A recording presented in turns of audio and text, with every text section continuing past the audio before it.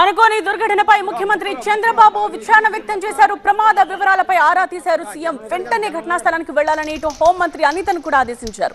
అలర్టైన అధికారులు సహాయక చర్యల్లో నిమగ్నమయ్యారు. రైట్ నౌ మనం సిట్యుయేషన్ చూస్తూ ఉన్నాం. చెల్లా చెదురుగా పడి ఉన్న మృతదేహాల్ని చూడొచ్చు. ఒక వైపు రైట్ కలెక్టర్ సంఘటనా స్థలానికి వెళ్లి అధికారులతో మాట్లాడుతున్న దృశ్యాలు ప్రస్తుతం మనం చూస్తూ ఉన్నాం. వేట్లపాలెం నుండి లైవ్ దృశ్యాలను చూస్తూ ఉన్నాం. జిల్లా కలెక్టర్ ఎస్పీతో హోంమంత్రి కూడా అనిత మాట్లాడారు. సామర్లకోట మండలం వేట్లపాలెంలో జరిగిన భారీ పేలుడు తరువాత అధికారులు అక్కడికి చేరుకుని పరిశీలిస్తున్న దృశ్యాల్ని రైట్ నౌ మనం చూస్తున్నాం. రైట్ హోంమంత్రి కూడా ఘటనా స్థలానికి బయలుదేరారు. చంద్రబాబు ఆదేశాలతో మరి కాసేపట్లో హోంమంత్రి కూడా అక్కడికి చేరుకోబోతున్నారు. అయితే వేట్లపాలెం పూర్తిగా పంట పొలాలతో పచ్చని పంట పొలాలతో ఉంటుంది.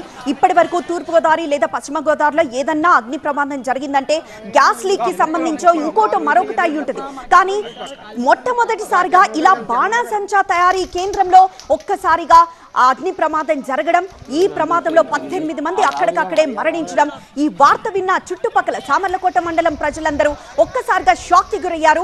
ఎందుకంటే ఆహ్లాదకర వాతావరణం ఉంటుంది ఆ ప్రాంతం అంతా పచ్చటి పంట పొలాలతో. అలాంటి ప్రాంతంలో ఇలా ఒక్కసారిగా అగ్నుకాహుతైన 18 మృతదేహాల్ని, అది కూడా గుర్తుపట్టలేని పరిస్థితిలో, మాంసపు ముద్దలా మారిపోయిన పరిస్థితుల్లో, 50 నుండి 100 మీటర్ల వరకు ఎగిరిపడ్డ పరిస్థితుల్లో మృతదేహాల్ని చూసిన వాళ్ళందరూ ఒక్కసారిగా వాళ్ళ హృదయం కలిసిపోయింది. ఎందుకంటే అప్పటి వరకు ఉదయాన్నే వాళ్ళతో మాట్లాడిన వాళ్ళు ఉన్నారు, పొలం పనులు అక్కడ చేసుకొని అప్పటిదాకా మాట్లాడి అక్కడి నుండి వెళ్ళిన వాళ్ళు ఉన్నారు, కలిసి కూర్చొని అక్కడ పనిచేస్తున్న వాళ్ళు ఉన్నారు.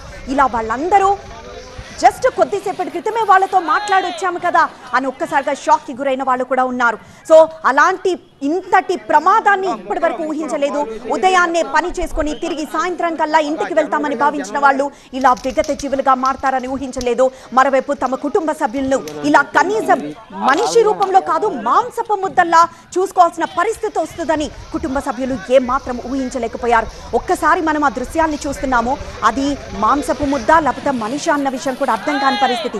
ఆ పొలంలో అలా కూలబడిపోయి ఆ మృతదేహం దగ్గర అలా కూర్చుండిపోయిన ఒక వ్యక్తిని, మరోవైపు ఇంకా అలా మంటలు వస్తుంటే, అలా పొగలు వస్తున్న ఆ మాంసపు ముద్దల్ని మరోవైపు చూస్తున్న ఈ ఘటనలు నిజంగా హృదయ విదారకంగా ఉన్నాయి.